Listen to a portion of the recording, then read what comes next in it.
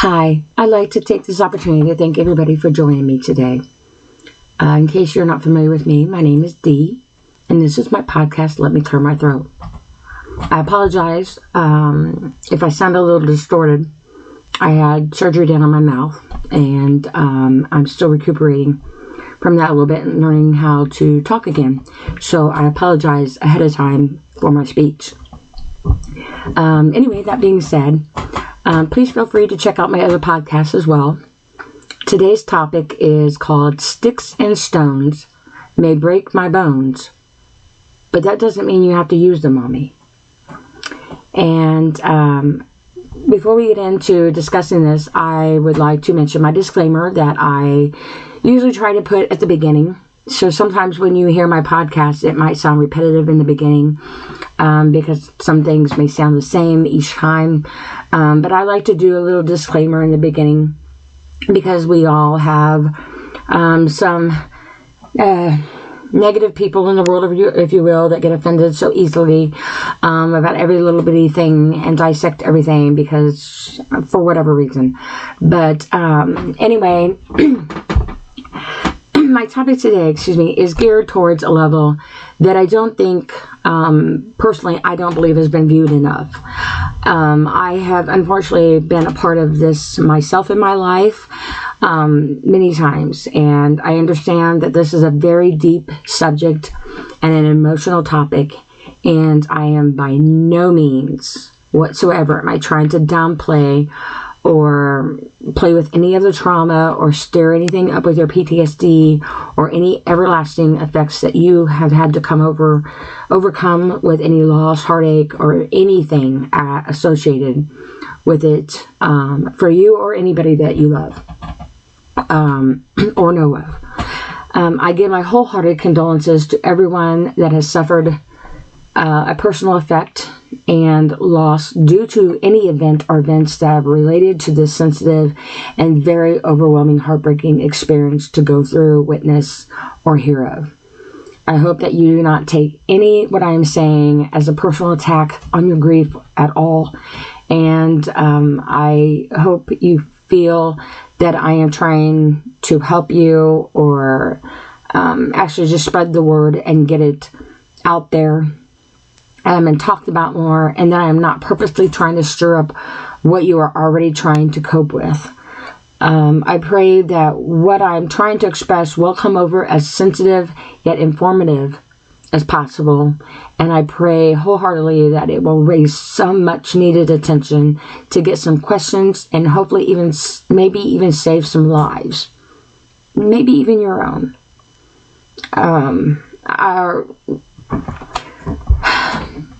Like I said, this is a very difficult subject, and I will apologize ahead of time if at any time during this I get emotional because I have went through firsthand very hardly domestic abuse.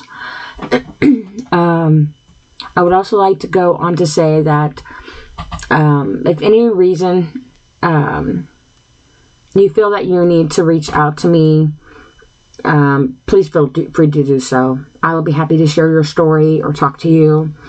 I have no problem with that. The more that we talk about things and unite together, the better off we are on making a difference in the world. And it shouldn't have to just take one person doing a podcast when it is a group of people that it matters. As a unity, we are all one. And as a unity, we need to stand together as one, especially to fight things that matter the most. Our lives, our sanity, our well-being, and everything else in between. I have created this site to touch base on those things of what I feel that others may want to say, wish they could say, knew how to say, or maybe others would say more often, or hope that somebody can hear them for the things that they don't say, but feel. I do personally understand that my thoughts, words, or even my research ethics and my own personal experiences may be taken in many ways and may not meet everyone's approval or understanding, and I respect that. However, I would like to express my deepest respect for your First Amendment right, and I hope that you do so as well for mine. I'm not trying to offend anybody I'm not trying to compromise anybody, nor am I not willing to correct myself when I am knowingly in the wrong. I have been through a lot of things, a lot of similar experiences in my life as a child and as an adult that have resulted dramatically in trauma throughout my entire life and well-being. I am not trying to lessen the devastation that you are going through. Instead, I'm trying to bring attention to it, but doing so in a way that is not going to make you feel like you are going through the abuse all over again and sending you into another deep, dark place that you have fought so hard or to continue to fight so hard to get through. But if you are a person that is going through something, please know that there are people that are out there that can help you. And even though you may feel stuck, overwhelmed, or ashamed, or maybe even blaming yourself in one way or another, please know that there are people, many people, unfortunately, there are many people in the world that have gone through similar situations, worse situations, or have the resources to help you, even if they've never personally been through it at all. There are people that dedicate their lives and their careers helping people in situations as your own. I do empathize with others, and I understand that there are many multiple sides to every story and multiple triggers that lead unintentionally to areas that I personally have first-handedly encountered in my life on a lot of them, but not in the way that you have, and in your own particular scenario in your own life. However, in writing this, I am also putting my own personal life and triggers out there and talking about things that I have not gone really into detail much with my own mind for several years. And I had somebody that I knew, I currently still know, somebody that I know once told me that a mind is a terrible thing to taste. That is true. But a mind is also a terrible thing to waste. So when somebody manipulates your mind, that's a lot to chew on. And sometimes it's a lot to swallow, and sometimes that's what suffocates you and kills you. So know that you matter, and know that you are not alone. And I'm going to repeat that multiple times and hope that you will understand that, hear that, but more so feel it, embrace it, and survive from it. I speak on topics that I am passionate about or feel the need to be made more passionate focus. My thoughts, my questions, my concerns, my feelings, and my very lack of understanding, it's a lot of things, hugely play a role in all that I do, I say, and I am. I'm a very passionate and caring person, and I take you, myself, our nation, God, and everything in between very seriously. I am not here to patronize anybody, nor is it to state that I am an opinionated person that is not willing to listen to you or try to understand you. I respect your experiences, your opinions, your feelings, and your well-being. And most importantly, I respect your personal space. I do not, nor will I ever, go out of my way to personally, intentionally hurt anybody, let alone you. Now, today's topic again is called Sticks and Stones May Break My Bones. That doesn't mean you have to use them on me. There's a lot of information in here and a lot of resources that I will go over at the end of this. So feel free to have a pen and paper in hand if you need. And you can stop and pause however you need to do it. But I'm just letting you know I do have a lot of resources on this and a lot of information, and it's a lot to take in. So even if you feel like you have to hear this multiple times to gather information you need to, there's no shame in that. Pop your earbuds in if you need to, and soak up what you need to in order to survive, even if you're surviving your own mind. I will let everybody know that this will probably be very lengthy. As I have this typed up, because it is a lot of information, although I do go off script a lot because I just start talking, which is really actually the way it needs to be.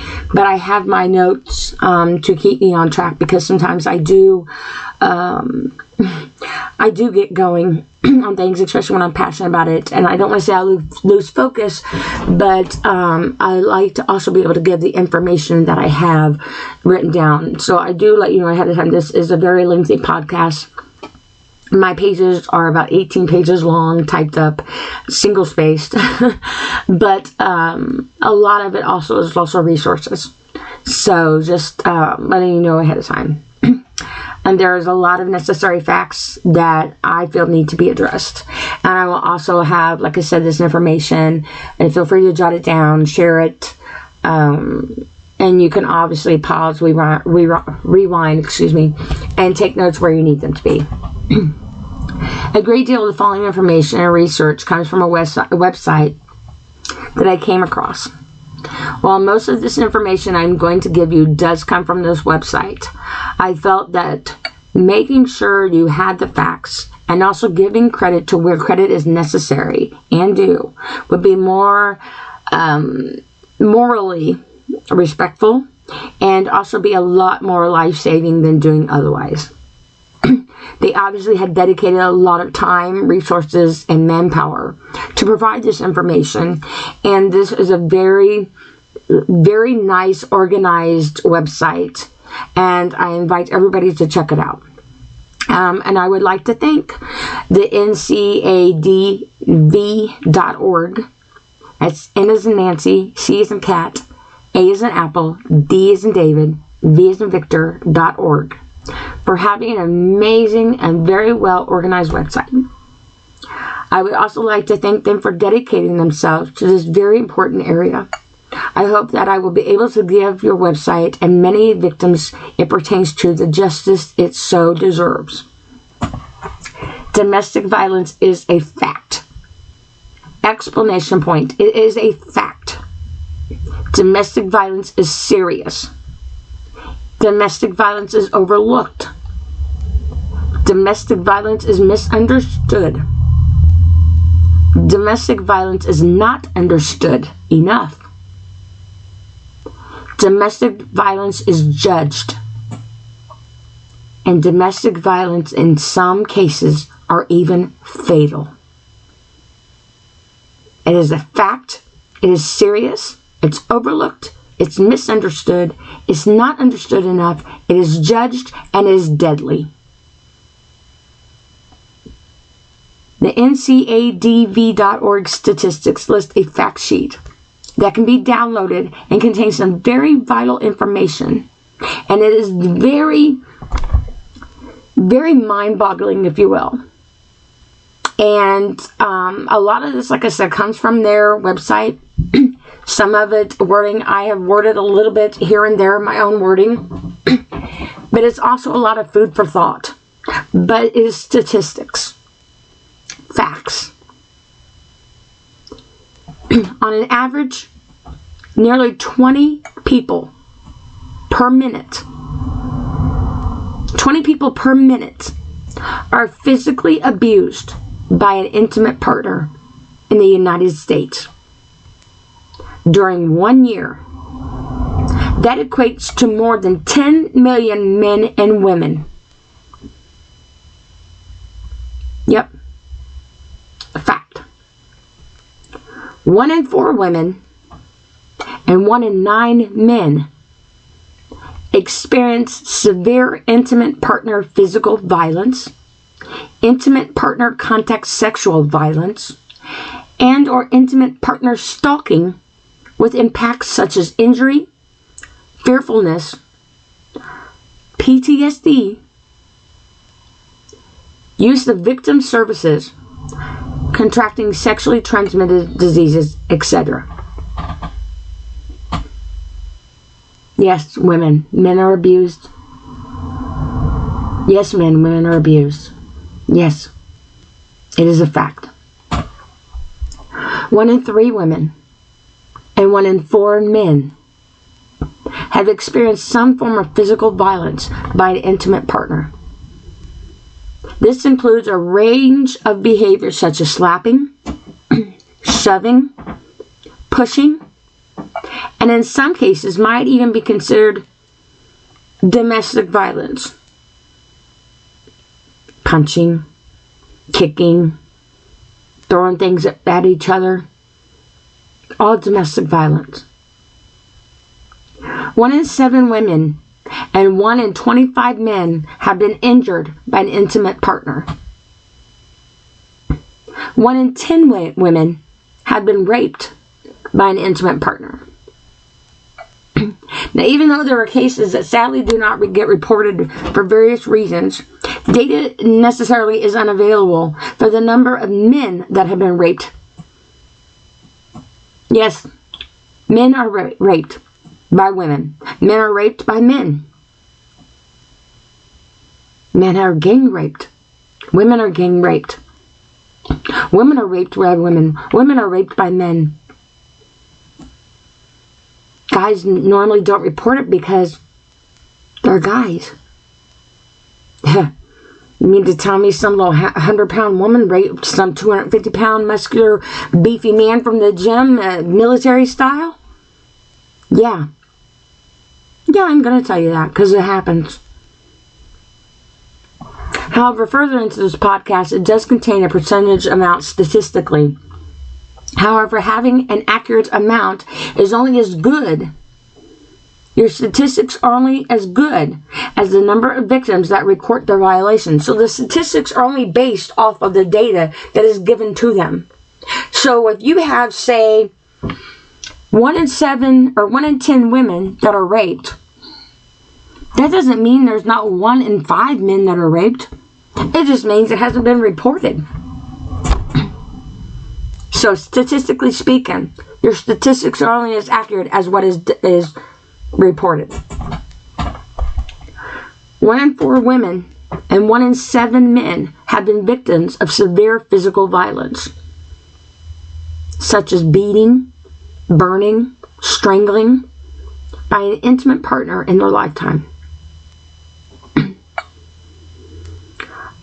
1 in 7 women and 1 in 18 men have been stalked by an intimate partner during their lifetime, to the point in which they felt very fearful or believed that they or someone close to them would be harmed or killed.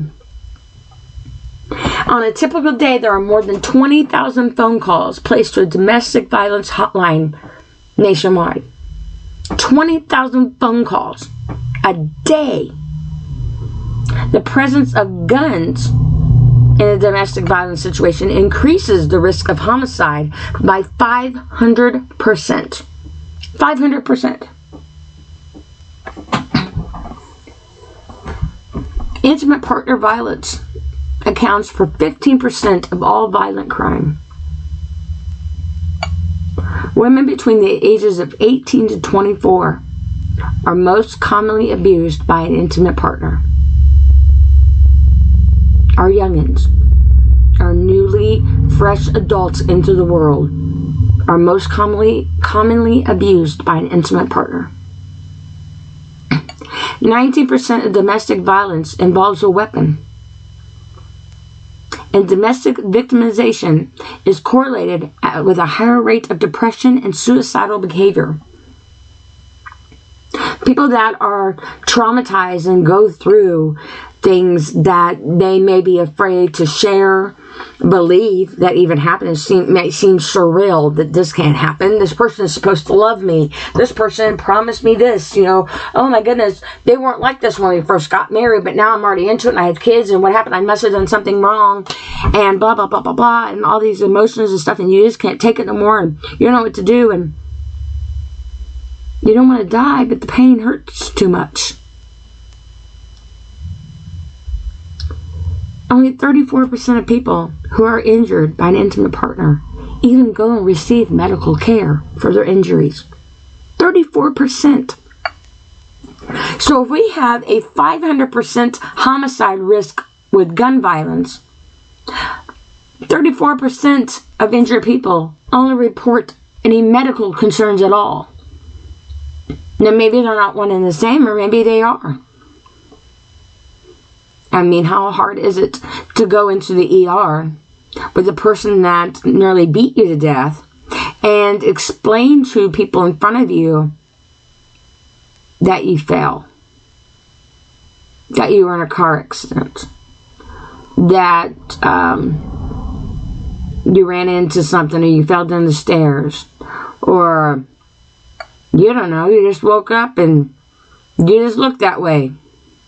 You're at a party and I don't know, maybe you got drunk or something and ran into somebody's fist. I don't know. How hard is it to sit there and tell people that you don't know? Even if nobody is there with you and you're there by yourself and you get the nerve to go into the hospital or wherever it is. It don't even have to be into an ER. It could just be a person. How hard is it for you to actually have to admit and relive those moments to somebody, a complete stranger? Very hard. Very overwhelming. Especially when you got to keep repeating it, because you seem, when you go into the medical field and you go into the ER, you go to the desk and like, what do you want to be seen for? Well, that's an open subject. How do you narrate that and critique that into what you want to be seen for? And of course, you got a room full of people, and even though they have you stand behind the line, really, you know, really, what is that line 6 feet behind you really blocking you from? So you go in and you have to tell them something. Then the nurse comes in and says, what do you want to be seen for, or whatever. Then you have to tell it again. Then the doctor comes in and wants to examine you, and then you have to tell it again. Then if any legal services are involved at all, then you got to tell it again. Because they just want to keep hearing it. Because obviously they're not going over their notes and reading the notes of whoever originally said, well, this is what they're being seen for, and take care of it all at the same time. So you have to tell the story one time. Or maybe you don't feel like talking about it because you just went through it and you don't know how to talk about it. So what are you supposed to do? But you have these injuries on you that you need to be seen for, but yet you're not ready to talk about it because you haven't even yet computed it. So what are you supposed to do?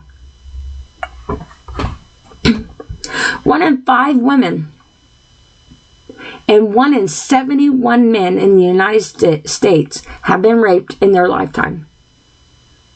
Almost half of the female, at 46.7%, and male, 44.9%, victims of rape in the United States were raped by an acquaintance. Of these, 45.4% of females rape victims and 29% of male rape victims were raped by an intimate partner. My first husband was very abusive in a lot of ways, different ways. I was young, very young. Got married 4 days after my 17th birthday. Had kids young. I was an at-home mother, raising my kids. I had the perfect family, I guess you could say.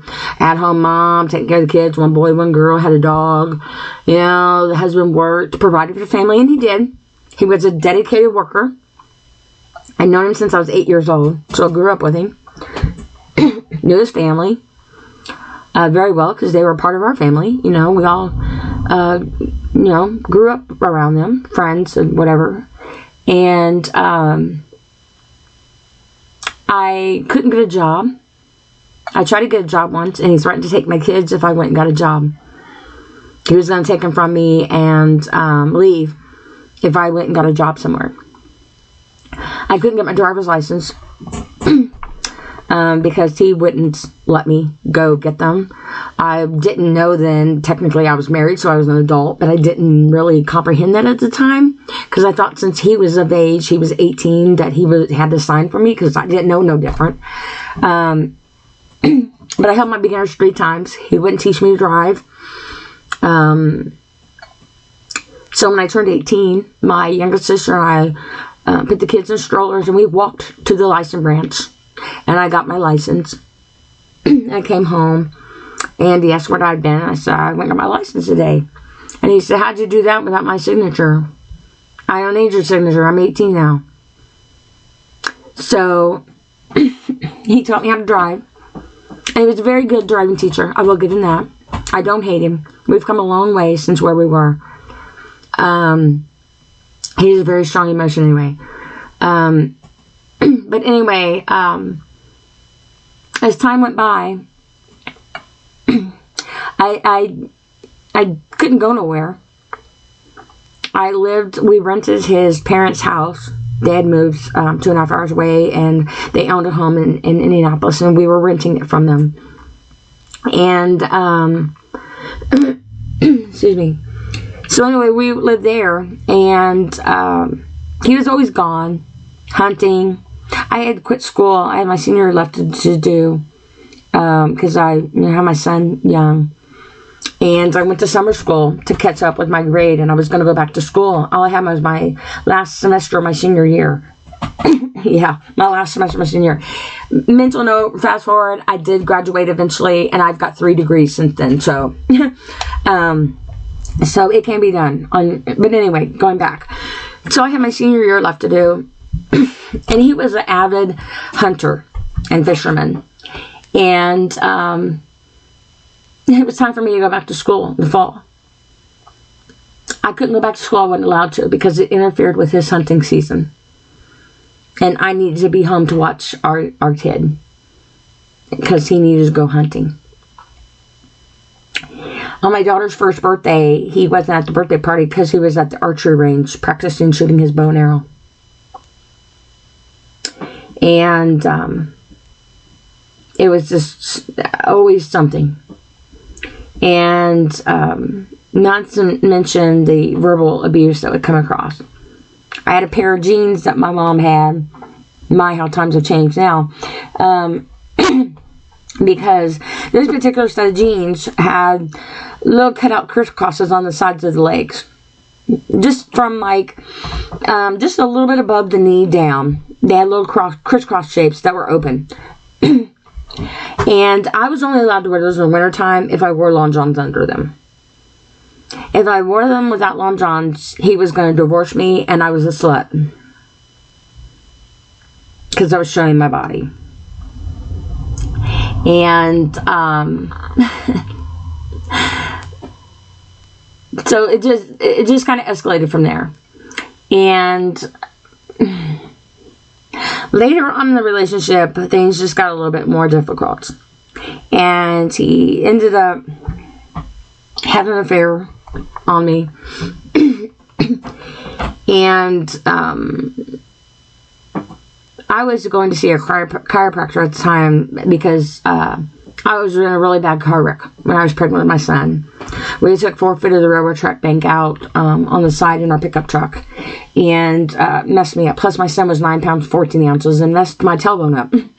So, I was at chiropractor and my kids were with me all the time. And my son was about 4 at the time, and it would upset him watching the chiropractor popping my neck and doing what he did because he thought he was hurting me. So that plays a very important part in paying attention to what your children see and what you think is innocent. And it very well may be, but that isn't how they always take it. And on one particular night, it was raining outside, and I don't remember exactly what started it, the argument, but I remember he had pinned me up against the wall, and no, that wasn't the night, I'm sorry. The rainy night was somehow, I don't know exactly how it happened, I ended up falling to the ground in the kitchen, and my 4-year-old was standing at my head. And my ex-husband was above me, and he had his hands around my throat, choking me and banging my head to the floor. And I placed my leg and pulled my knee in and placed it directly in his midsection, at his waist. I didn't go below the belt or above. I placed it right in the middle. And I kicked him as far across the room of that kitchen as I possibly could to get him off of me. And prior to that night, that was the final straw for me. But prior to that night, he had pinned me to the wall, left bruises on me, held me up in the air by my throat. But that particular night, when it was raining out, I remember my son standing over me crying. And he was upset that Daddy was hurting Mommy. And I had picked up my ex-husband's bow case, threw it out in the yard in the pouring rain, and just started throwing his clothes out on top of it. And told him to get out. He was not going to abuse me and our kids anymore. I was done with it. Now, I had never worked. We had no home phone. I lived in his parents' house that we were renting. My ex-husband took my truck away from me. So I had no vehicle. I had a 2-year-old and a 4-year-old on my hip. When my divorce finally became final, my ex-in-laws upped my rent $150 and took me to court to evict me and my kids, their grandkids, and evicted us.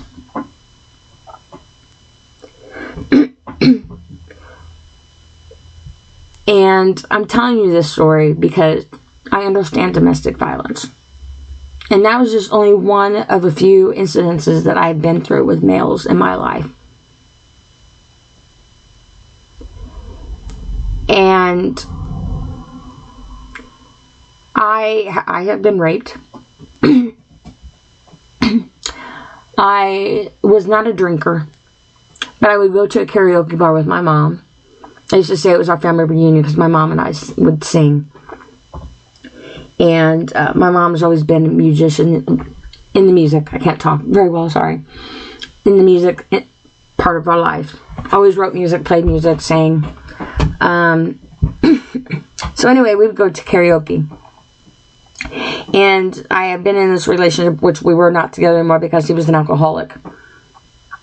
And he was very verbally abusive. And he would stalk me all the time. I would come home from work and he would be sitting in my driveway. Or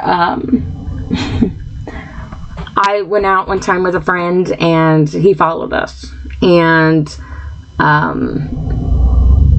mean, there's several stories actually with him, multiple things, but it was always something. I changed my number, so he started calling my son's phone number. He had a shrine, if you will, of everything about me in his basement. And I believe I talked about this sort of in another podcast prior. But he had this display in his basement. He took care of his mom, and he lived in the basement. And on the display was everything about me. There was a purple fake flower, and I asked him why he had a purple fake flower. He said because my favorite color is purple. He had a non-chewed piece of gum. And I said, why do you have this here? He said, because you gave that to me one time. He had a penny. I said, what is this penny for? He said, you gave that to me once. Okay. It's just several things. Well, anyway, one particular night, I was at this karaoke place with my mom. And he had come up to me. My mom was standing there. And he handed me this drink. I don't even remember what it was. And I told him, I said, I don't drink. I'm not a drinker. He knows that. I'd walk around there with a pitcher of water and a straw in my hand. I used to have a pitcher of Pepsi and a straw, but it started giving me headaches. So I started drinking water. But I always drank Pepsi or water. I didn't drink alcohol. And they got tired of me going up there and getting a glass of water or a glass of Pepsi, so they just got a pitcher and dedicated it just for me. So when I would walk over, they just hand me the pitcher and a straw. So anyway, he handed me this drink, and he said that he wanted to give it to me as an apology for everything he'd ever done, and he was sorry. And I don't remember what the drink was. I don't even know if it was an alcoholic drink or just a fruity drink. I don't even remember. But I looked at him and I was like, why would I trust you? You know, why would I want anything from you? And my mom took the drink and took a drink of it. And she said, tastes fine to me. And I was like, okay. So I took the drink. That was a Friday night. Sunday, my whole family had been looking for me all weekend. I woke up naked in his basement to him telling me we both wanted it. I don't really remember the details. I do remember going in and out a little bit, vaguely. But I don't try to stress too much on trying to remember too much of it, because I don't want to press any buttons to remember what I don't remember. But I do know the lasting effects that it did hold on me. And my children, and my mother, and my friends. And I got a no contact order against him. I filed it on a Friday. And by Monday, the judge had already signed it for 2.5 years. And I did not have to go to court. And the lady told me, I don't know what you wrote in that. I've never really seen a judge just sign off without going to court. But you must have wrote something that got his attention. And so I do know for a fact that it is real. It does happen. Even if you don't remember it all the way, doesn't mean it doesn't affect you. And honestly, I never really talked about it. It wasn't until years later, when I was in school doing DNA analysis class in college, and we were talking about different types of drugs, that I realized, after they told me, this is how naive I was on drugs, because I didn't do drugs.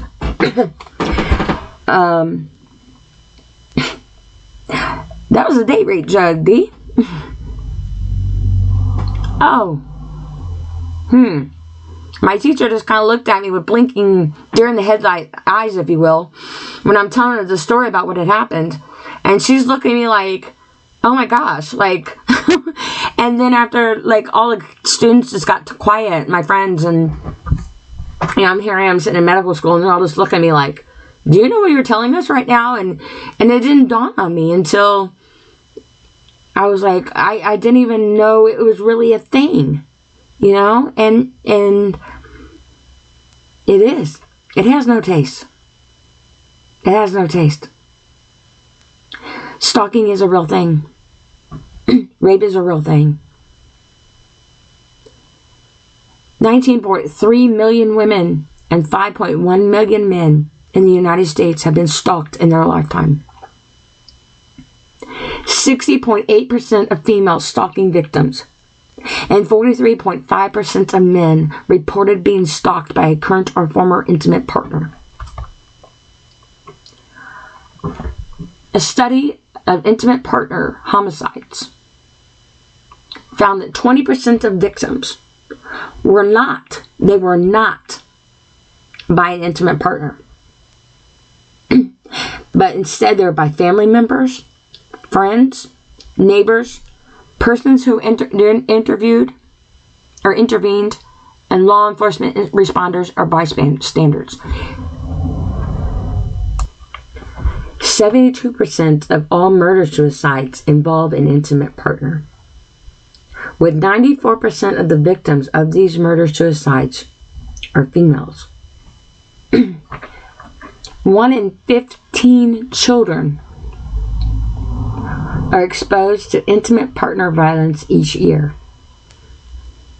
And 90% of these children are eyewitnesses to this violence. And unfortunately, our children grow up. And I always have a saying, our children are innocent until we corrupt them. And we do a lot of damage to our kids. And sometimes it's not intentionally, because, we are learning ourselves in lives as we go, and we make mistakes. And a lot of times we start out life very young. In my case, I was basically 16 years old, married with a kid, and then a couple years later, another kid. And I had to raise and learn life myself during traumatic times in my life. And I've made a lot of mistakes in my life. And it's not an excuse, but it is a fact. And unfortunately, our children are witness to a lot of violence in life. And it affects them. And sometimes they do what they learn, and they do what they know, and they do what they see. And they become that. They become that violence. They become that product of being in that violence. And unfortunately, that's a trauma that should never even happen in the first place, let alone at the hands of our children. Because that partner that you're injuring and that you're hurting and that you kill, at one point in time, you must have loved to have them children with. Victims of an intimate partner violence lost a total of 8 million days of paid work each year. The cost of an intimate partner violence exceeds $8.3 billion per year. That's a lot of money a year. Between 21 to 60% of victims of an intimate partner violence lose their jobs due to reasons stemming from this abuse. Many people lose their jobs because of it. Many people are victims at their jobs because of it. Innocent people at their jobs are victims because of it. Between 2003 and 2008, 142 women were murdered in their workplace by their abuser. So in a 5-year time span, 142 women were killed at their job by their abuser, in which 78% of women killed in the workplace during this time frame. 70% of women killed at work.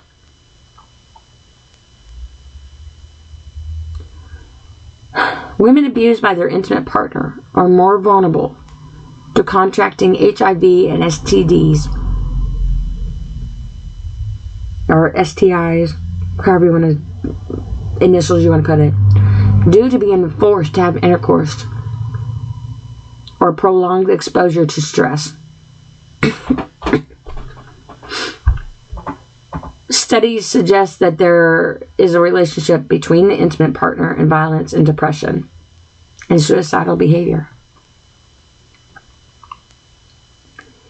Physical, mental, sexual, and reproductive health effects all have been linked with intimate partner violence, including adolescent pregnancy, unintended pregnancy in general, miscarriages, stillbirth, hemorrhaging, nutrition deficiency, abdominal pain, gastrointestinal problems, neurological disorders, chronic pain, disability, anxiety, PTSD, hypertension, cancer, heart disease, the list goes on.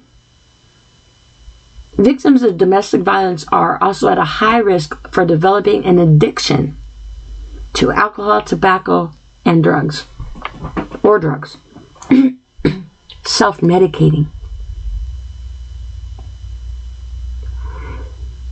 Although not in all cases and situations, abusers repeatedly go to extremes to prevent the victim from leaving.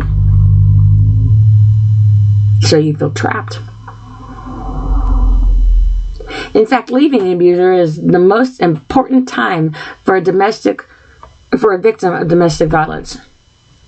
And one study found in interviews with men who have killed their wives. So they interviewed males that killed their wives. And they either threatened them with separation by their partner, or they actually separated. And most often, the participating events, that was what led to the murder. Because the victim was leaving. A victim's reasons for staying with their abusers are extremely complex as well.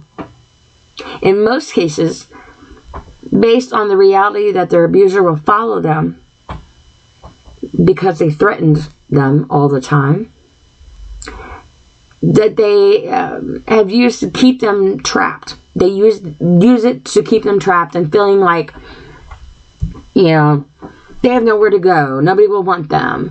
They're no good. This or that, or whatever it may be. And the abuser will hurt them, and they will kill them. Or they'll hurt to kill the kids. Or if they get with anybody, they will hurt or kill who they get with and their families. And they'll win custody of the kids, and they'll take the kids away from them, or they'll take their pets away from them, and they'll take them through the ringer financially, and anything and everything they can. And the list goes on. And as an abused victim,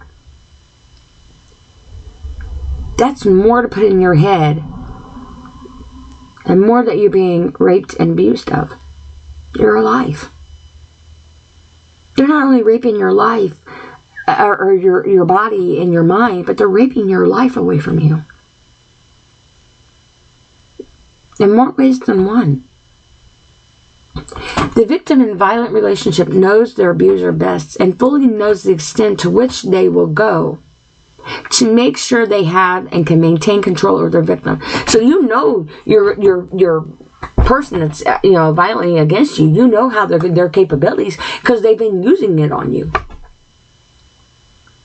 And say if your abuser is a hunter, or is somebody who is very well with firearms or whatever. There's guns laying around. There's knives laying around. There's other things laying around. There's a lot that can happen. And if you have children, you don't only have just yourself to think about, do you? And some people literally will shield their body over their child and take every bullet for them. The victim will literally put their life on the line for their child, but not be able to save their child when the trauma of that child is bigger than that bullet going through your body. Because it's got to come out somewhere. Whether they're self-inflicted by the same bullet, or they are traumatized by the non-inflictedness of losing you out of their life because of that bullet. Either way, that child died too.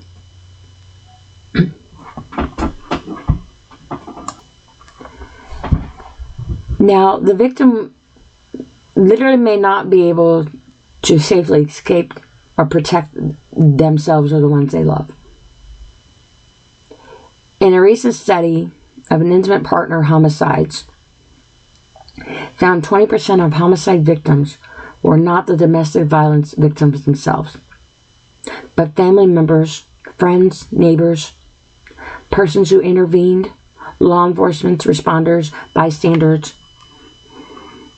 They were the victims. So somebody who tried to come in and save them, or just happened to be associated with the victim, suffered the repercussions and the fatality because of it. That doesn't mean it's your fault. As a victim, that's not your fault. Don't blame yourself. Please don't blame yourself. Additional barriers to escaping a violent relationship may include, but are not limited to, the fear that the abuser's actions will become more violent and may become lethal if the victim attempts to leave. So you're afraid it's going to get worse if you leave. And where can you go? Where can somebody go nowadays? Where can you really go to feel protective? Because, Google makes it impossible with face recognition. Or what is it? Google Lens or whatever it is, where they can track down your face or whatever like that.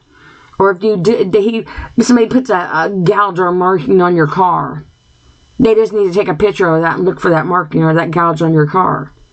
Or if you have a handicap sticker or a particular license plate or whatever, they just have to put that in there and search for it. So how are you really safe? Where can you really go?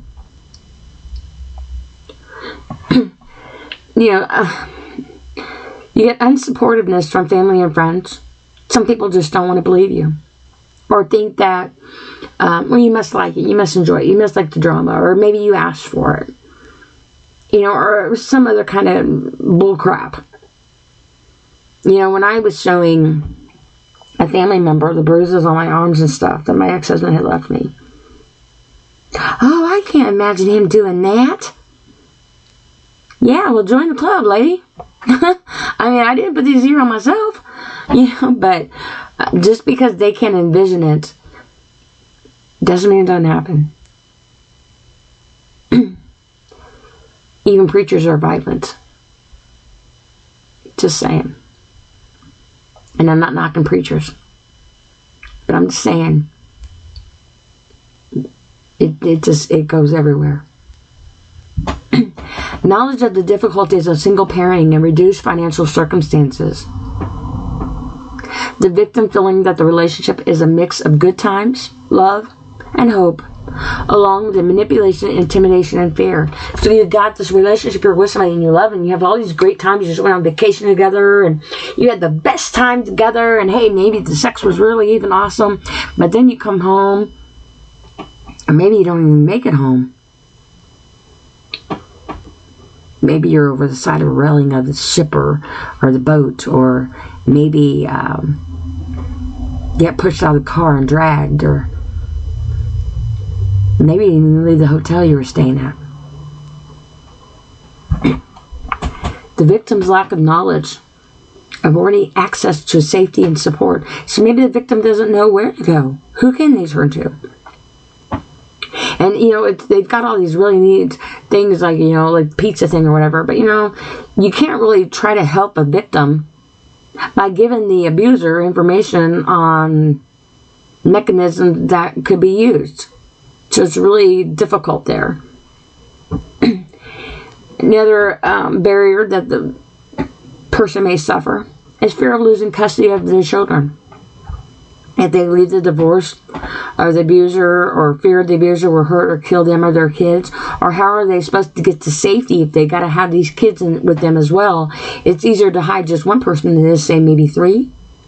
So do you leave your kids behind to the attacker, to the abuser?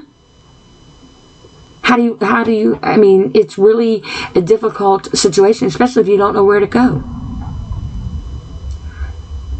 Lack of means of support for yourself financially. So if your significant other is all the money or controlling the finances or the bank accounts, and you have nothing, what do? I did 2-year-old and 4-year-old, no car, no job, no money. I've come a long way. Lack of having somewhere to go. Maybe there's no family or friends that want to help. No money for a hotel, no shelter program, or where you can stay for a length of stay. But if you have no money, what are you supposed to do? So then you're homeless. But then how are you safe if you're on the street? And if you have your kids, how do you keep your kids safe? Especially if you're in the same area, because then you're going to go to an area you don't know. So then you're going to wander streets that you don't know, you're not familiar with, and you're not you're even lost getting side streets that you don't know where you're at. You end up in weird neighborhoods that you're not familiar with, and you have kids on your hip as well, and that leads to even more situations. You have the fear of being homeless, but then it's a reality. Religious, maybe your culture beliefs, maybe practices of divorce is a no-no. So you're supposed to be somebody's punching bag, or you're supposed to get to safety, and do you get murdered and killed by your husband or your wife because your religion says you're not allowed to divorce? Does it say in there that your significant other is supposed to beat the crap out of you and kill you? And trap you in a relationship and rape you? And your children? Bill Gates said 2-parent households are better for the children despite the abuse. So you're trying to give your kids a better life, but I don't know. That's really a lot to swallow, isn't it? Yeah, it is. It is. There's a lot to swallow. That's when you start choking on your own breath. And that's why you're still where you feel like you're trapped and where you are. And my heart goes out to you if you're in that situation right now. Or have been. Or know somebody that is. Because it's not fun to sit back and watch and feel helpless on either. In addition to individual obstacles victims face when escaping a violent relationship, society in general present barriers. Society gives barriers for victims when escaping relationships that are violent. A victim's fear of being charged with deserting their child, losing your assets or your custody of your kid. If you go and try to save your life and you don't take your child with you, you deserted your child. By law, I guess, right? But no, but yeah.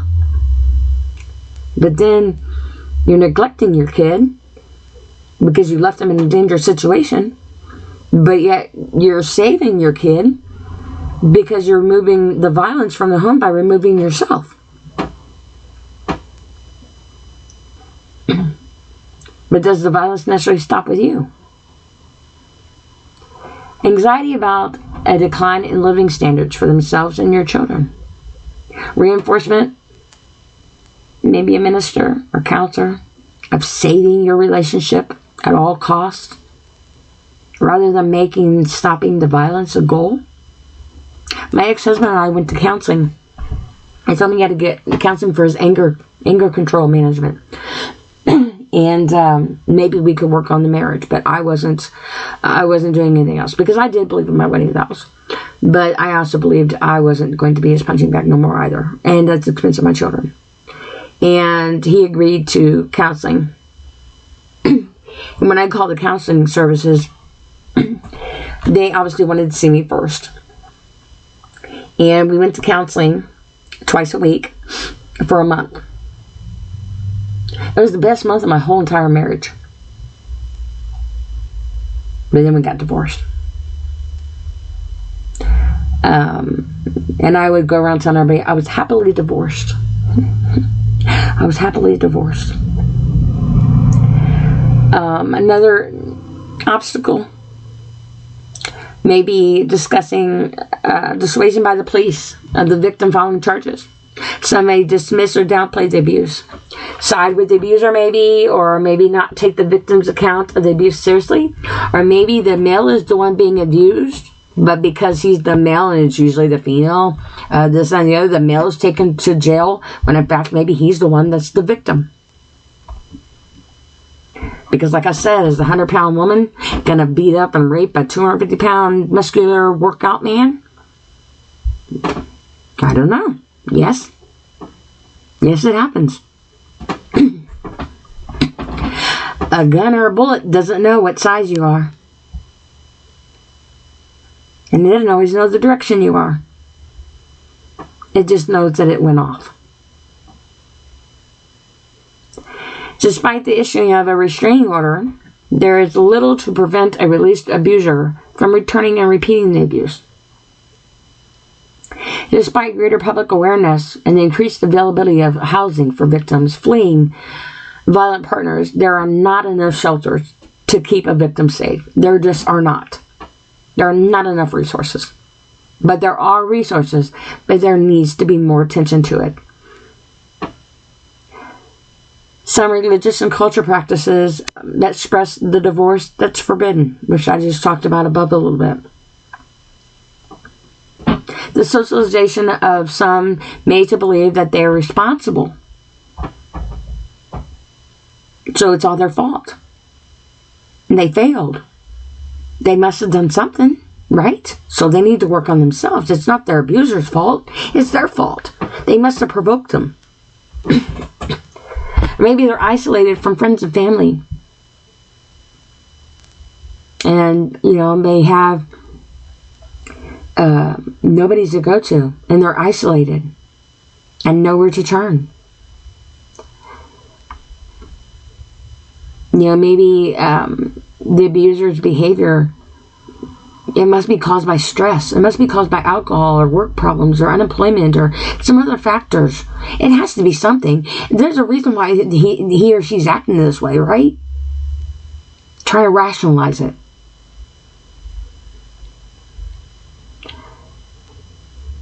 Other factors that teach women to believe that their identities and feelings of self-worth are contingent upon getting and keeping a man. I've got scars, external scars, several places on my body. I've had a C-section. I've had hysterectomy. I've had a breast reduction. I've got external scars from anxiety, depression, where I was, you got cutters, pickers, burners, self-mutilation. I was a picker. I got external scars on my arms and other parts of my body from subconsciously picking at my skin. Where I had to wear ace bandages around my arms, literally, to keep myself from picking at them. And I could constantly hear my daughter and my ex boyfriend, fiance, whatever, stop picking. Stop picking. Leave your arms alone. Leave your face alone. Leave your chest alone. Leave your legs alone. And I wouldn't even realize I was doing it. Inconsistency of abuse during non-violent phases. The abuser may fulfill the victim's dreams of a romantic love.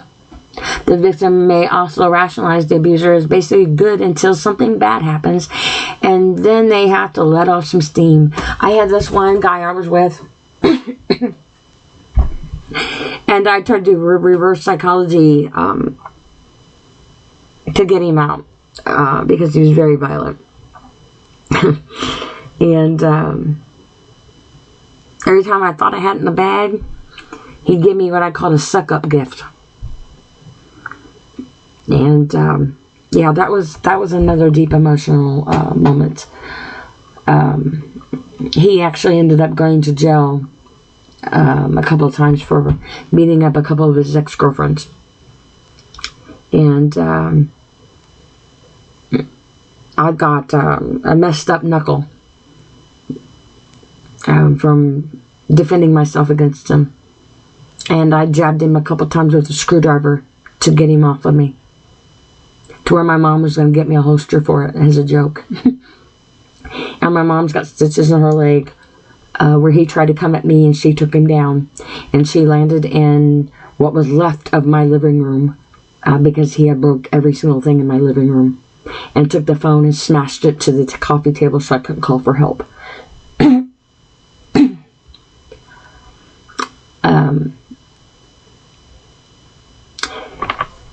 Anyone can be an abuser. They come from all groups, all cultures, all religions, all levels of backgrounds, and all levels of money. They can be your neighbor, your minister, your friend, your child teacher, a relative, a coworker, a judge, a police officer, a fireman, your cable man. It could be anybody. One study found 90% of all the abusers do not even have a criminal record. In fact, abusers are generally law-abiding citizens outside of the home. Perfect alibi, right? Now, what traits do abusers have in common? There's no one typical personality of abuser. However, they all do often commonly display characteristics. An abuser often denies the existence or minimizes the seriousness of the violence and its effect of the victim and any of the family members. An abuser objectifies the victim and often sees them as their property or their sexual objects. If you're with them, then they're yours, right? Property. You're with me, you have sex with me. When I say we have sex, because we're together. I want it, you're going to give it to me. That's not right. An abuser has low self-esteem and feels powerless and ineffective in the world. He or she may appear successful, but internally they feel inadequate. An abuser, the causes of their behavior, they blame their violence on circumstances such as stress, their partner's behavior, having a bad day, the drugs or the alcohol, where they were drunk and they don't remember. An abuser may be pleasant and charming between the periods of being violent, and is often seen as a nice person to others outside of the relationship. And they're so charming and so romantic. And then bam.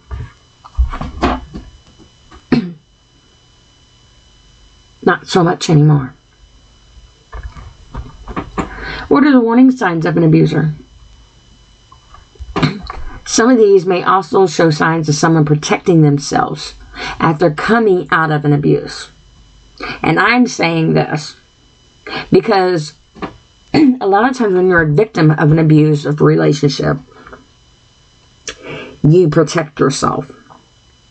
You try. You have insecurities. You have triggers. You have warning signals that go off in you. And your PTSD kicks in. Now, all these can be red flags and warning signs of an abuser as well. Extreme jealousy. Maybe they're insecure. Possessiveness. Abandonment. Maybe they have been abandoned by someone. Or they have been abandoned. Or they have abandoned you. Unpredictable. Or maybe someone tries not to display a pattern. Example, goes a different way home each time or on occasion. Their actions are very unpredictable. They don't try to do the same things. Have a bad temper. Maybe they're in defensive mode because they've had someone take their temper out on them. Cruelty to animals. Maybe they're afraid of animals. Maybe they've been attacked by animals. Verbal abuse. Sometimes it's a pattern by your upbringing. Extreme controlling behavior. Maybe somebody's OCD. Maybe their military-based life. Need things in a certain order. Demand things to be in a certain order. Beliefs about roles of the women and men in a relationship. Maybe it's old-fashioned, brought up religious beliefs, barefoot and pregnant, in the kitchen, warmest places in the home. You only have sex to have children. And you have it the way that they say you have it because, well, you're the woman. Not always necessarily. Dominancy. Forced sex or disregard of their partner's unwillingness to have sex. May think just because that they're in a relationship that it's not considered rape because they're in a relationship together.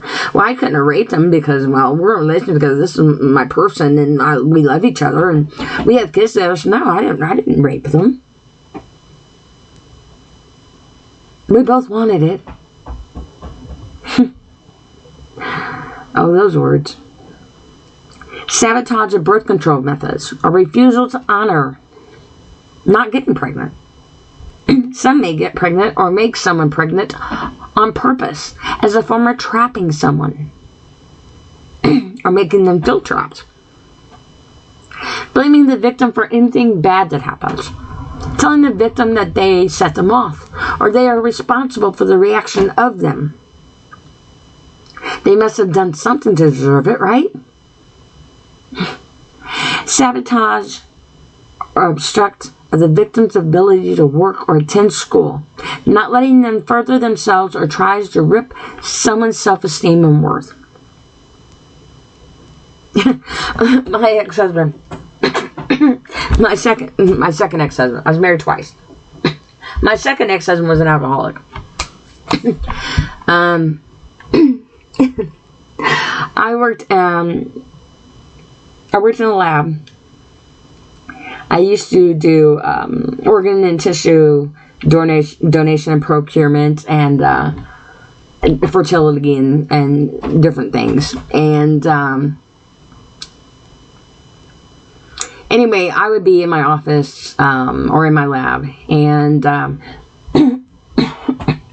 my ex-husband would walk in the door. And he'd be like, hey, you want to go to lunch? And I'm thinking, oh, great. He drove over to work, take me out to lunch. How nice. That must be nice, No. He drove to work so I would take him to lunch because he was hungry. And then he would sit in my office or in my boss's office chit-chatting and not leave. And sit there with my iPad or something and play some little game on there or whatever. And I'm just looking at him going, seriously, dude, I'm like really at work right now. And he was a union carpenter, but he never worked. He was always cough, cough, laid off. And he would draw his unemployment. But for the 9 years I was with him, he never once paid a bill. Never once. Instead, he tore and gutted my house out while I was at work, which is a totally different podcast. But I believed in my wedding vows, and I tried to hold it together. And it was a lot of mental and verbal abuse, big time. And it was always, I got blamed for everything. Even if I didn't do it, it was my fault. He didn't even have to live with me. I had kicked him out, and he was cussing me out on my voicemail because he fell down the stairs at his mom's house drunk, and I must have done it to him. And I was asleep at home. But it was my fault. It was my fault. He fell down the stairs at his mom's house drunk, and I hurt his arm while I was asleep at my house. And I can laugh about it now, but it was not a laughing moment then.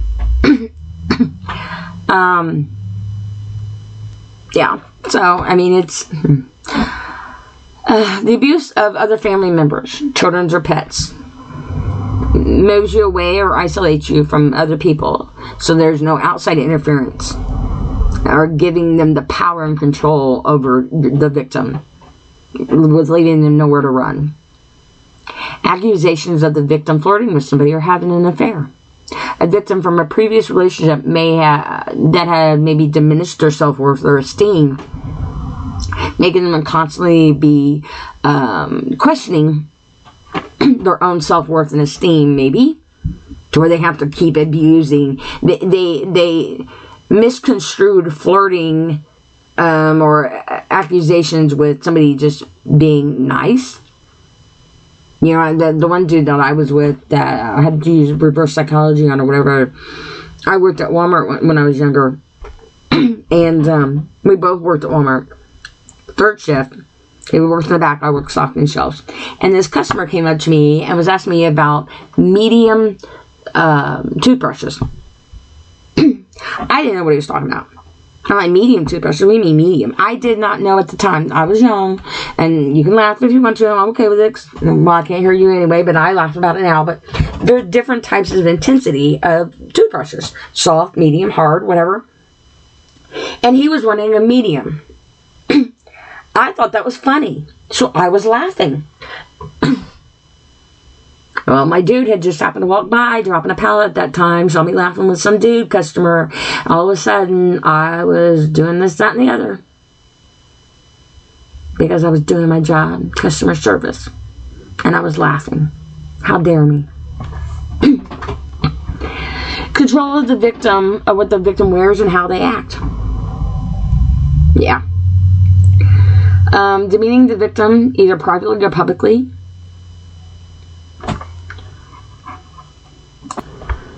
Victims of domestic violence do not bring violence upon themselves. They do not maintain a specific zip code, a specific time frame, a specific sex or color or shape or size or lifestyle.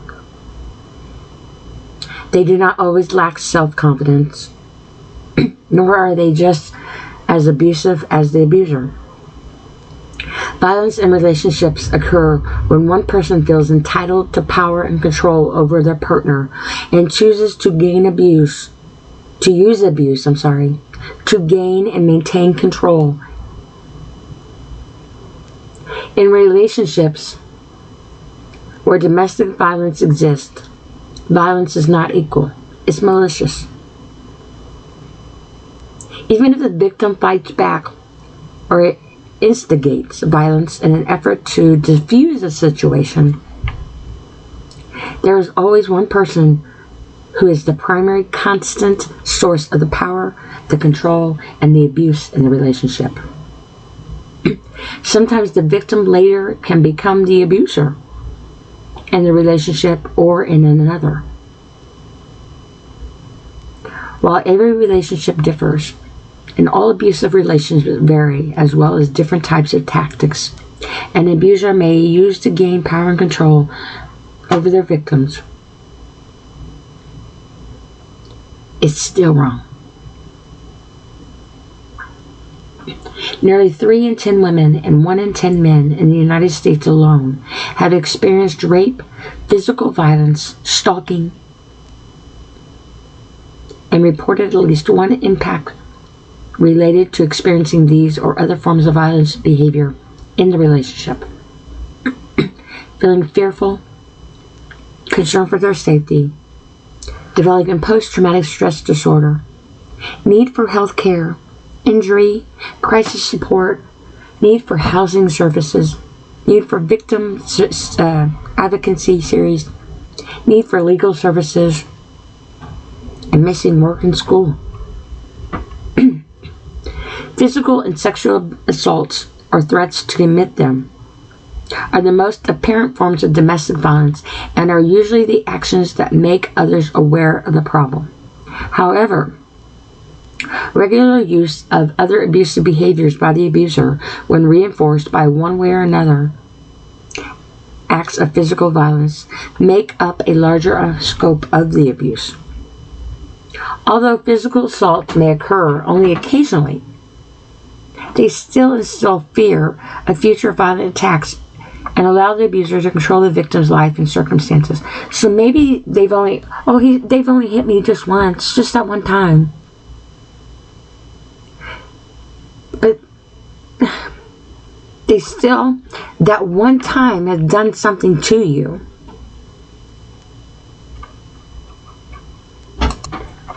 You know, abuse is cynical. There may be periods of times where things may seem to be calmed down, Maybe a year or two maybe went by and nothing bad has happened. And then you think the abuser has changed. But all those times followed up by buildups of tension and abuse, which usually result in the abuser peaking with intensified abuse. The cycle then often starts to repeat, commonly becoming more and more intense as time goes on. Each relationship is different, and not every relationship follows the exact pattern. Some abusers may cycle rapidly, while others may take longer stretches of time between. Regardless, abusers purposely use numerous different tactics to abuse and continue to make the victim afraid, to gain control. And basically, the abused victim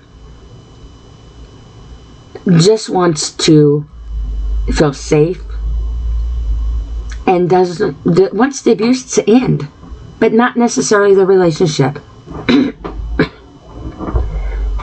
They feel isolated, depressed, feeling helpless and worthless, being unaware of any things to help them, or knowing who to go to help them, feeling like people are judging them as they reveal and tell people about the abuse. Or maybe they're in denial. They might be withdrawn emotionally, distance themselves purposely from family and friends. Maybe they become impulsive or aggressive, or they become financially dependent on the abuser. Feel guilt related to the relationship, feeling shame, having anxiety, depression, believe that they're worth nothing and that nobody will want them, that they're damaged goods. They don't want to die, but they just want the pain to stop. So they have suicidal thoughts. They self-medicate, alcohol or drug abuse, hoping that their abuse will change, and having no support. Feeling alone, isolated, with a person that they are afraid to admit that they still love. But they do. Trying to hold on to the good things. And then maybe the bad things won't be so violent. But they are.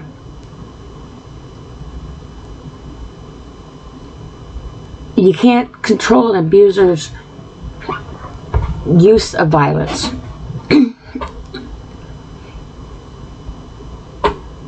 You can plan, however, on how to respond to future abusive and violent incidences if you're prepared. And try to make a game plan. Try to think. You know, I can sit here and keep reading verbatim, word for word, of whatever this stuff is that I have typed out. You know, because they could put tracking devices on your vehicle. They can put tracking devices on your car. They can put tracking devices on your phone.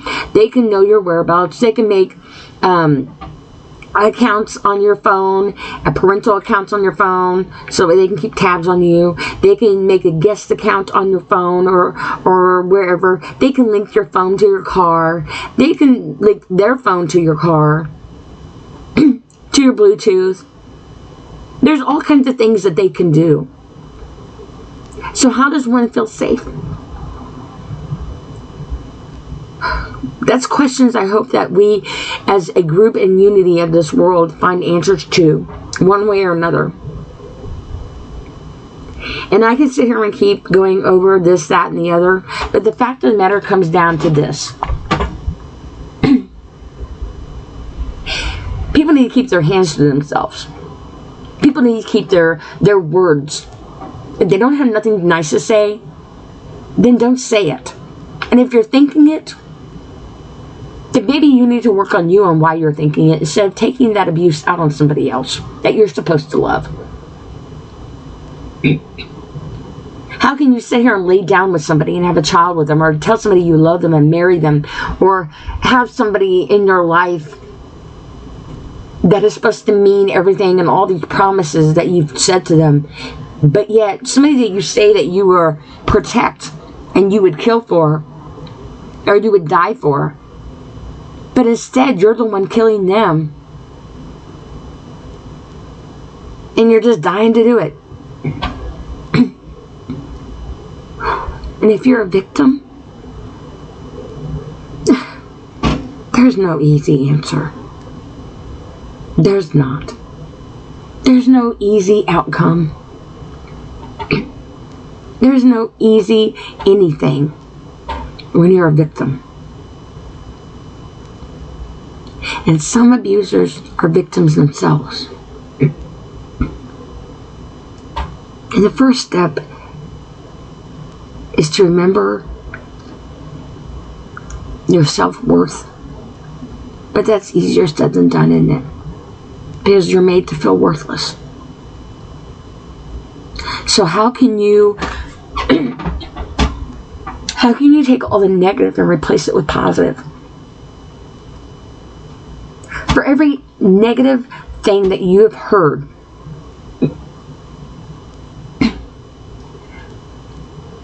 ricochet it with a positive. Somebody comes up here and says, you know what? You look pretty big in that outfit. Okay. Maybe it might not be the most flattering outfit. Or maybe those people need to get their eyes looked at. Maybe it's not about what everybody else sees, but it's how you feel. And maybe it's not necessarily a good example, but people are too busy judging people to making people feel self-worthless. And that is a big part of our society today. If we were more understanding and less judgmental on each other, there'd be so many great things in this world going on with everybody. But unfortunately, that's not the way it is. So as a victim, what do you do? Where do you go? What's your game plan? Do you have phone numbers that you write down and try to hide them somewhere and have like an escape bag or an escape box or a plan of action? Well, how can you do that if your abuser is always around, never leaves you alone with anybody, and monitors your every move? What if they mark your tires to see if you've even left for the day? Or put some type of pedometer thing on your phone that you don't know, some kind of hidden app, and tracks how many steps you have that you take with your phone. No, this is a lot I know I'm throwing at you. This is a lot probably making your head spin. But if you don't know where to turn, and if you're good with numbers at all, there are a couple numbers that you can remember. Obviously 911. 211 is an information line. The suicide helpline is 988. They can provide you help, guidance, security, mental stability, and peace of mind. But they can also hook you with resources. Excuse me. 988. There's also information. Now, information used to be just 411, but they charged. But the toll-free number for 411 is 800-FREE, F-R-E-E, 411. And that's information on shelters and places to go. But if all else fails, call 988, 911, 211. Those 3-digit numbers are easy to remember in your head. And And if you get a chance, I invite you to check out the website ncadv.org. They have a lot of information. They provide you with areas that one may not even have a chance to think about at a time in survival. Being prepared sometimes is a key factor in survival, and they have a lot of resources on there. And you can also obtain a copy of a variety of materials and education resources, and a list of places and organizations that are trained and available, dedicated to help you. Now, there are cell phones that have the ability to store emergency contacts in. So you can just press a certain dialing number with a message on it, and it sends it to it. And there's a lot of things. Or you can have a second phone, a decoy, if you will. Have the phone somewhere buried or placed somewhere, and don't have the battery in with it, and make sure the battery is fully charged as a backup phone. Excuse me. Now, I have a lot of other information on here, different examples. I don't know if anybody's ever saw the movie Sleeping with the Enemy with Julia Roberts, or the movie Enough with J-Lo. Both domestic violence surviving women in those movies. Unfortunately, though, I only have a maximum amount of time, to talk about things on this podcast. And I think it's a 2-hour cutoff, and I believe I'm at a minute. A minute. An hour and a half. That's a lot in 1 minute, isn't it? An hour and a half already. So with that being said, I would like to try to give some information on some different resources for victims and survivors of domestic violence of the National Crisis Organizations and Assistance. These are phone numbers. However, if you go to the website that I spoke about, this information is on there. Now, I'm not going to give all of these. I will give a few. But there are a lot of resources out there. But there's not as many as what there need to be. There are safe places to go. I have donated furniture and stuff to women battery shelters before, in a city that I lived in. And they would not let me know the location to go to, but they let me know where the drop-off site was, and they would get it and then take it to the location because it was that secure. But that was back in the early 2000s. So we have evolved and de-evolved a lot since then. So that being said, the first one I have is the National Domestic Violence Hotline. That is www.n as in Nancy, D as in David, V as in Victor, H as in Henry.org. Phone number is 800-799-SAFE 7233. So it's 800-799-7233.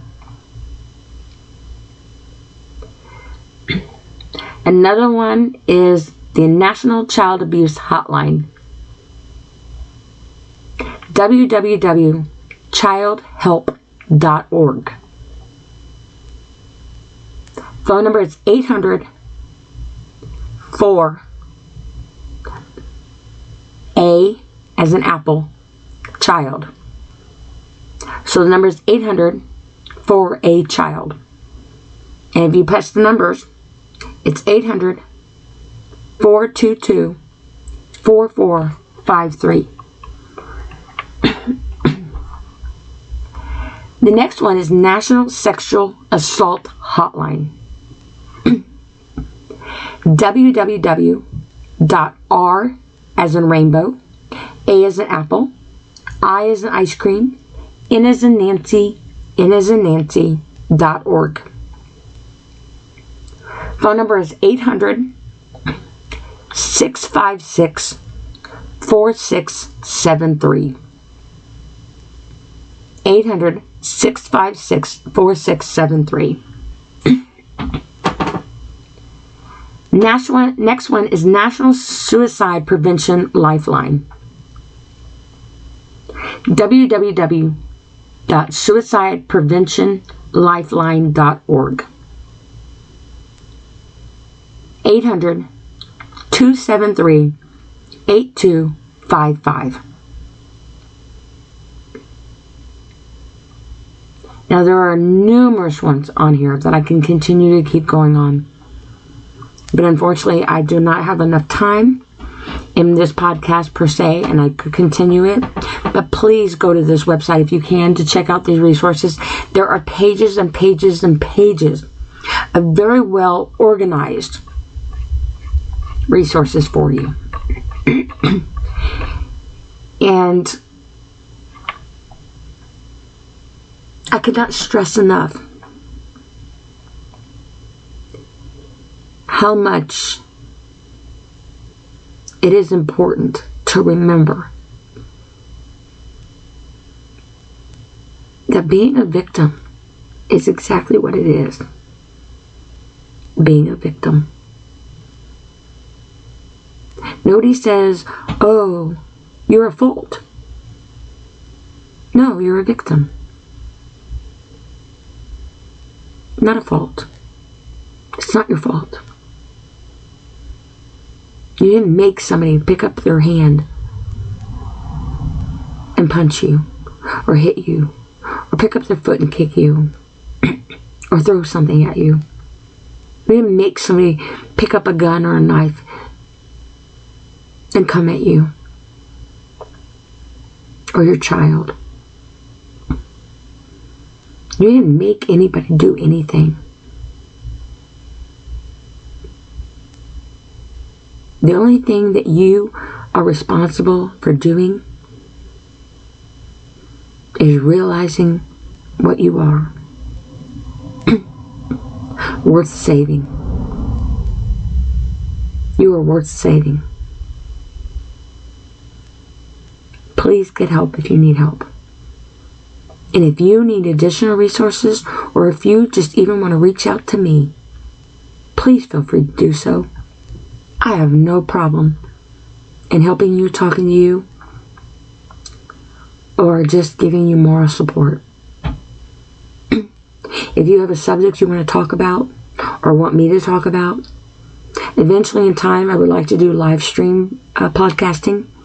But until my mouth completely heals, I do not want to do that. But that is on my list. And I plan to hopefully have guest speakers and talk about a lot of things. And feel free, please, to check out my other podcast. This is my 8th one, so I have 7 other ones.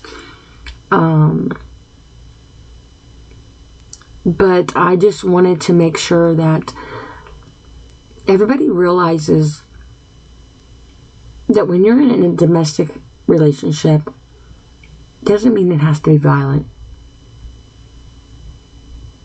It doesn't. It doesn't have to be violent. And I don't care if you're a man or a woman. You're still a victim. Somebody calls you names, puts you down, makes you feel worthless, makes you feel less of this and that and the other. Maybe you're a big man, so you're made fun of. Your weight, your height. Maybe you're a short man, look, like a hobbit. You're still a person. And you still matter. And it's still not your fault. I don't promote divorce, but I will promote safety. I will not belittle working on marriages and believing in wedding vows, but I will amplify saving your sanity, your self-worth, and your life. Because your children, if you're staying for your children, it's just going to repeat the cycle, or the chances are very great. And they and you are worth more than that. And people can change. They can change with the right help. Your marriage and your relationship is not doomed if you both work hard with the right resources and with the right atmosphere and the right intervention.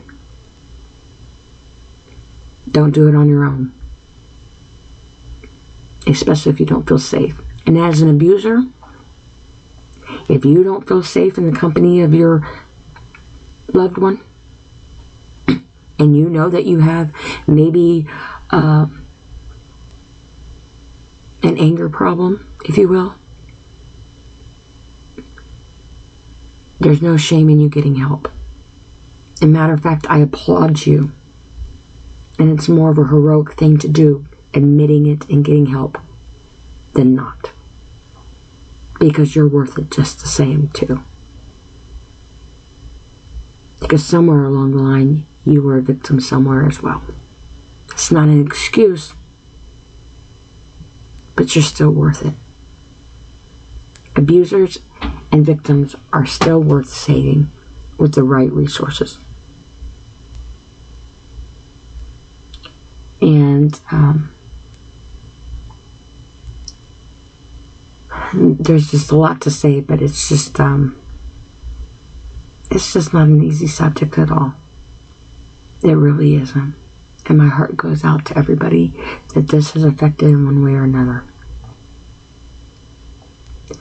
And I hope and I pray that this will not need to be a subject that needs to go on deaf ears. And I hope and I pray that you realize that if you are someone that is witnessing someone going through something, you might be that only person that person has. Don't judge them.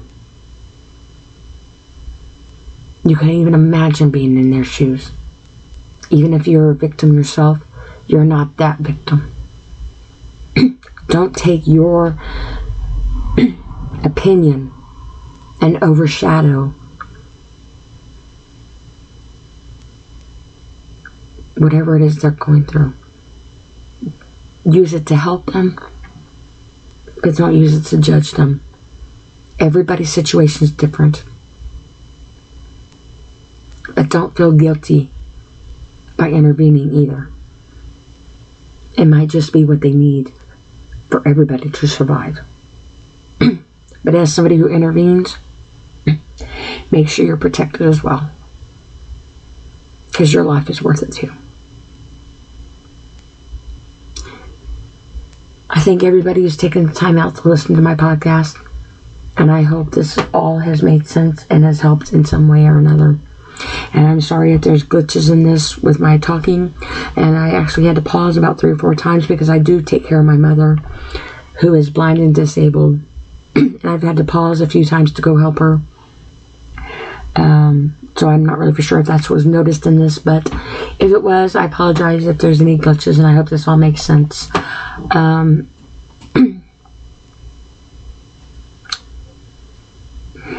have so much to say, but I'm just kind of lost for words because this is a very emotional subject for myself as well. So I'm trying not to let my PTSD kick in on my trauma. Like I said, I have not touched base on a lot of things in my mind. And sometimes when you talk about or think about one thing, it ricochets into several. And sometimes the echoing in our own minds is louder than our voices on the outside world. So 911, 211, 988. Those 3 phone numbers are very important. And so are you.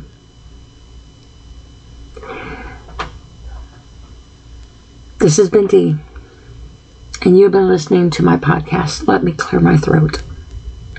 Sticks and stones may break my bones. That doesn't mean you have to use them on me. I hope everybody has a safe and blessed night.